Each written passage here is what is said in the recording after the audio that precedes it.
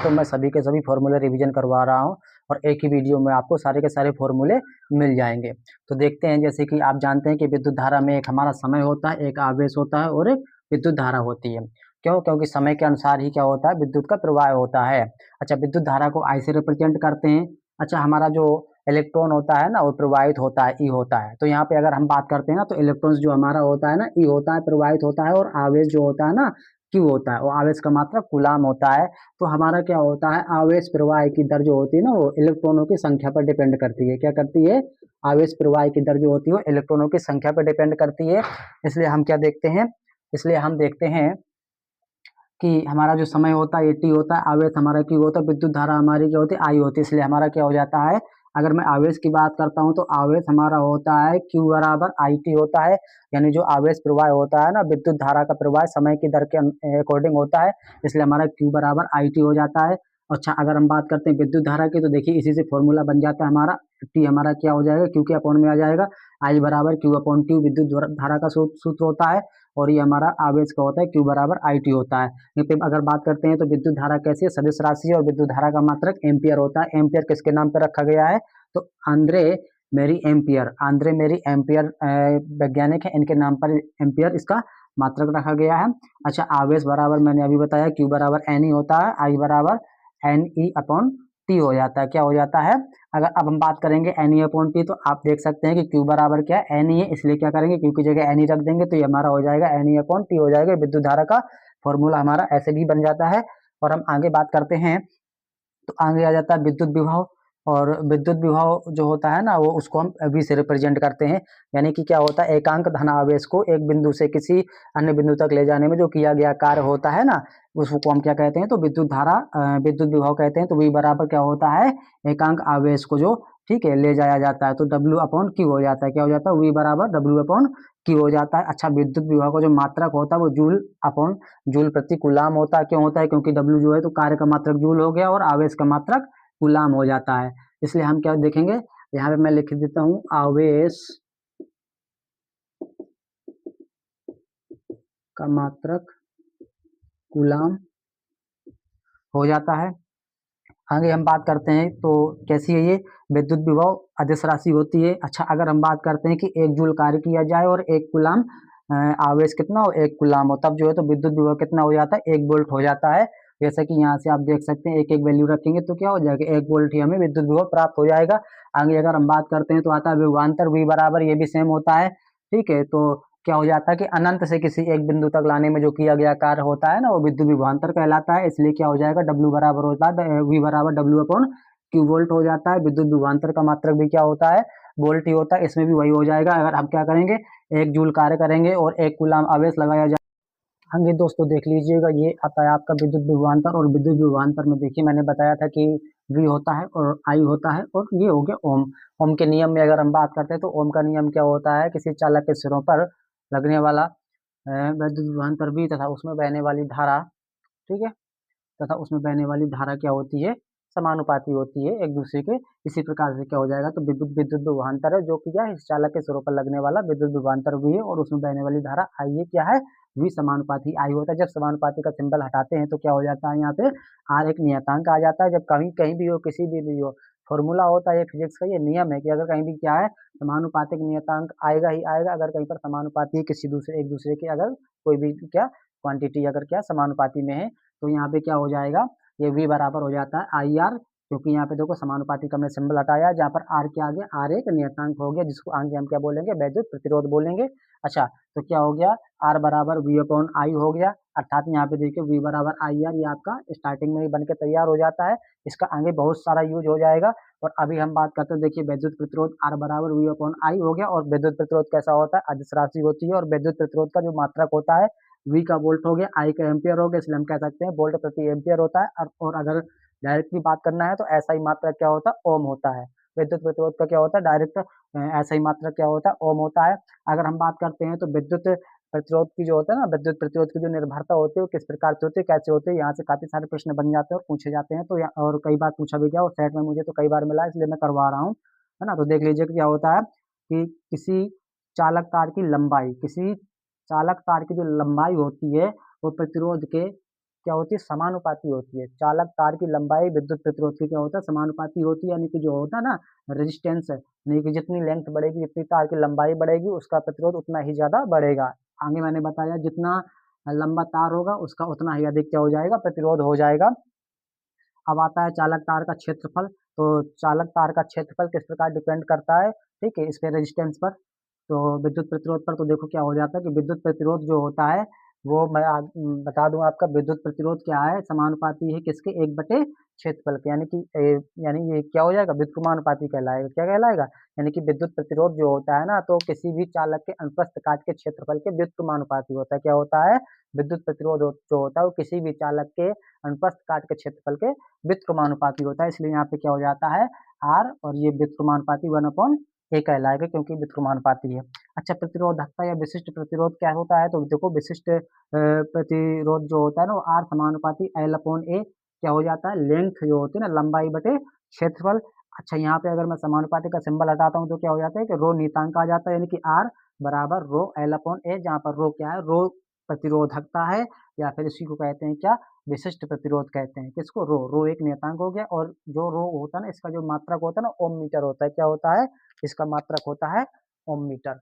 हाँ ठीक है, और आगे बात कर लेते हैं दो चीजें और देखें, तो एक आता है श्रेणी क्रम संयोजन। श्रेणी क्रम संयोजन में किसी को भी, मतलब किसी भी जो भी हमारे टूल्स होते हैं, ठीक है, बल्ब हो गया, कुछ कोई भी उपकरण हो गए, तो श्रेणी में क्या हो जाएगा, एक ही सीरीज में, सीधे एक ही सीरीज में श्रृंखला में जुड़ेंगे। इसलिए क्या हो जाता है, आर बराबर हो जाता है R1, R2, R3 और R4, ठीक है। इस तरीके से जितने भी हमारे क्या हो जाएंगे, इलेक्ट्रिक उपकरण जुड़ेंगे, वो सभी के सभी क्या हो जाएंगे, श्रृंखला में जुड़ेंगे, इसलिए डायरेक्ट श्रेणी क्रम में जुड़ता चला जाता है। लेकिन समांतर क्रम में क्या होता है, ये हमारा इस तरीके से एक ही श्रृंखला में जुड़ेगा, ये होता है श्रेणी क्रम संयोजन। और अगर हम बात करते हैं समांतर क्रम में, तो समांतर क्रम में एक बिंदु होगा, और इससे क्या हो जाएगा, धारा हमारी क्या हो जाएगी, धारा हमारी बट जाती है। क्या हो जाती है, इसमें हमारी धारा बढ़ जाती है। इसमें धारा कभी भी बढ़ती नहीं है। श्रेणी क्रम में कहीं से भी अगर परपथ ब्रेक होता है तो आगे का उपकरण, आगे के परपथ में इलेक्ट्रिसिटी क्या हो जाती है, बंद हो जाती है। लेकिन श्रेणी समांतर क्रम में ऐसा नहीं होता। समांतर क्रम में हमारी क्या है, एक यहाँ से धारा जाती है, और यहाँ से क्या होता है, यहाँ पे बढ़ गई, यहाँ पे बढ़ गई, तो यहाँ धारा क्या थी, यहाँ धारा आई थी, लेकिन यहाँ धारा I1, यहाँ धारा I2, यहाँ पे धारा I3 हो जाता है। इसलिए अगर यहाँ पे हमारा परपथ किसी भी प्रतिरोध के लिए, किसी भी लाइन के लिए हमारा क्या होता है, अगर परपथ ब्रेक हो जाता है, सपोज यहाँ पे ब्रेक हो गया, तो इसका जो है तो धारा कट जाएगा, बट इनमें क्या हो जाएगा, इनमें धारा का प्रवाह बना रहेगा, इलेक्ट्रिसिटी कंटिन्यू प्रवाहित होती रहती है। इसलिए इसका जो होता है वो होता है क्या, 1/R1 plus R2 plus 1/R3 होता है। क्या होता है, 1/R बराबर 1/R1 plus 1/R2 plus 1/R3, ये समांतर क्रम में होता है। ये याद रखना चाहिए, भिन्न बटे में तो समांतर क्रम में इस तरीके से हो जाएगा, और श्रेणी क्रम में एक श्रृंखला में जुड़ता है इस तरीके से। चलो हम आगे बात करते हैं। अब आते हैं विद्युत धारा के तापीय प्रभाव में। अच्छा, तो देख लीजिएगा विद्युत धारा का तापीय प्रभाव में हम कैसे इसको एक एक चीज का क्लियर करते हैं। तो आगे विद्युत धारा के तापीय प्रभाव में हम देखते हैं कि चालक में उत्पन्न ऊष्मा की जो माप होती है ना, तो ऊष्मा की माप कैलोरी में करते हैं। बट हमने आपको पहले बता के रखा कि Q बराबर IT होता है, और W बराबर V/Q होता है। क्या होता है, W बराबर V/Q। हमने क्या, विद्युत विभव और विद्युत विभवांतर से हमने देखा है कि इस तरीके से। तो हमने क्या देखा, हमने देखा कि ये हो गया W बराबर, ठीक है, विभवांतर गुणे आवेश होता है। तो इस तरीके से हमारा क्या हो गया। और यहाँ पे अगर हम देखते हैं कि क्या होता है, कार्य जो होता है ना वो विभवांतर बटे समय होता है। क्या, समय के सापेक्ष जो कार्य किया जाता है वो विभवांतर जो होता है ना उस समय के सापेक्ष किया जाता है, तो वो कार्य में बदल जाता है। इसलिए क्या हो जाता है, जूल में इसका मात्रक हो जाता है ना, कार्य का। और यहीं पे हम देखते हैं यही ऊर्जा ऊष्मा के रूप में उत्पन्न हो जाती है। क्या है, यही जो ऊर्जा है ना, ऊष्मा के रूप में जो यहाँ पे कार्य किया गया है, यही कार्य जो है ना तो ऊष्मा में परिवर्तित होगा जब, तो ऊष्मा के रूप में क्या हो जाएगा, उत्पन्न हो जाएगा। ऊष्मा को कैलोरी के रूप में मापा जाता है। क्या होता है, ऊष्मा को कैलोरी के रूप में मापा जाता है। और 1 कैलोरी बराबर होता है 4.2 जूल। बस इसको बस याद रखना आपको, क्या, बस ये 4.2 जूल 1 कैलोरी बराबर होता है। इसलिए 1 जूल बराबर क्या हो जाएगा, 1/4 कैलोरी हो जाता है। तो W जूल बराबर क्या हो जाएगा, W/4.2 कैलोरी, ये हमारा क्या हो जाएगा, कार्य हो जाएगा। इसलिए चालक में T सेकंड में उत्पन्न ऊष्मा जो होती है ना, तो क्या हो जाएगा, H बराबर होता है W/4.2 कैलोरी। ये हीट, अभी बोला मैंने कि जो कार्य होता है ना ये ऊष्मा में परिवर्तित हो जाता है, तो इसलिए H बराबर क्या हो जाएगा W/4.2 कैलोरी हो जाता है। और अगर आगे बात करते हैं तो आ जाइएगा इसमें। अब हम क्या करते हैं, इसी जो उत्पन्न ऊष्मा को कुछ अलग-अलग पदों में देखते हैं। जैसे कि कभी-कभी फ़ॉर्मूला हमारा क्या होता है कि विभवांतर और धारा के पदों में पूछ लेता है, तो विभवांतर और धारा के पदों में जो फ़ॉर्मूला हो जाता है ना, वो हो जाता है हीट जो उत्पन्न होगी, किसी विभवांतर और धारा यानी V और I में होना चाहिए, तो हीट जो हमारी क्या होगी जनरेट होगी वो VIT क्या होता है, ये हमारा होता है VIT अपॉन 4.2 कैलोरी हो जाएगा। हाँ, इसको बस याद रखना है कि जो हमारी धारा और विभवांतर, विभवांतर और धारा के पदों में जो हमारी ऊष्मा उत्पन्न होती है ना, VIT अपॉन 4.2 कैलोरी होता है। अगर धारा और प्रतिरोध, धारा और प्रतिरोध के पदों में अगर पूछता है तो देखिए कार्य जो है हमारा वो क्या W बराबर I स्क्वायर RT जूल होता है, लेकिन यही हमारा कार्य ऊष्मा में परिवर्तित हो जाता है, इसलिए क्या हो जाता है H बराबर I square RT upon 4.2 calorie हो जाता है। वहीं पर अगर हम बात करते हैं विभवांतर और प्रतिरोध के पदों में, तो विभवांतर और प्रतिरोध के पदों में क्या होता है, देखो W जो कार्य हमारा हुआ है ना वो V square T upon R joule होता है, यही हमारा किया गया कार्य ऊष्मा में जब परिवर्तित होता है तो H बराबर V square T upon 4.2 R calorie हो जाता है। और जब ऊष्मा की माप कैलोरी में की जाए, किसकी, ऊष्मा की जो माप है अब कैलोरी में मापते हैं, किसमें मापते हैं, कैलोरी में जब मापेंगे तो हम किस प्रकार से देखेंगे, टी सेकंड में उत्पन्न जो ऊष्मा होती है ना, तो हीटिंग H बराबर VIT अपॉन 4.2 यानी सेम उसी का देख लीजिए। तो इसको हमने क्या किया, बदल के रखा जब हमने, तो हो गया V square T upon 4.2 R, यानी क्या हो गया I square RT upon 4.2 calorie, ये हमारा क्या हो जाता है ऊष्मा का हो जाता है। इसको एक दो बार रिपीट कर लेना। और ये हर दशा में जो है, तो अगर इलेक्ट्रिसिटी से क्वेश्चन आते हैं तो इनका बहुत ज़्यादा इंपॉर्टेंस होता है, धारा और विभवांतर के पदों में और विभवांतर और प्रतिरोध के पदों में, और लगभग पूछा जाता है। और आगे आते हैं हम थोड़ी सा किसमें, तो चलो साथियों मैं इसको जल्दी से पूरा किया देता हूँ।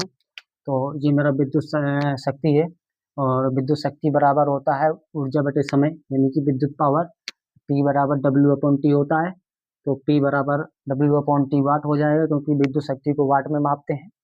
तो यहाँ पे विद्युत शक्ति को हम क्या करेंगे, विभवांतर और R के पदों में अगर हम व्यक्त करते हैं, देखिएगा विभवांतर और R यानी प्रतिरोध के पदों में क्या हो जाएगा, विद्युत शक्ति जो होता है, अच्छा हम सूत्र इसको लेंगे, W बराबर V square T upon R। मैंने पहले बोला है कि कार्य ही क्या हो जाएगा ऊर्जा में या विद्युत पावर में जो है तो कन्वर्ट होता है, वहाँ पे विद्युत शक्ति में वो वहाँ पे हीटिंग में कन्वर्ट हो रहा था, तो उसी के अकॉर्डिंग यहाँ पर भी हम क्या करेंगे, इसका जो है तो प्रूफ करने का प्रयास करेंगे। तो W क्योंकि यहाँ पे आ रहा है P बराबर W अपॉन टी, अच्छा W की जो ये वैल्यू है ना, ये W की जगह पर हम पुट करेंगे, तो क्या हो जाएगा, W की जगह पे हम क्या रख देंगे, V square T upon R T रखेंगे, तो देखो T से T कैंसिल हो जाएगा, तो V स्क्वायर R हो जाएगा, यानी कि जो विभवा विभवांतर और आर के जो पदों में होता है विद्युत शक्ति वो होता है V स्क्वायर अपॉन R वाट हो जाएगा। इसी प्रकार से अगर हम बात करते हैं तो विभवांतर और धारा के पदों में विद्युत शक्ति जो होता है ना, वो इस प्रकार से हो जाएगा W बराबर VIT, क्योंकि विभवांतर और धारा तो इसी वाले फॉर्मूले में होता है W बराबर VIT में।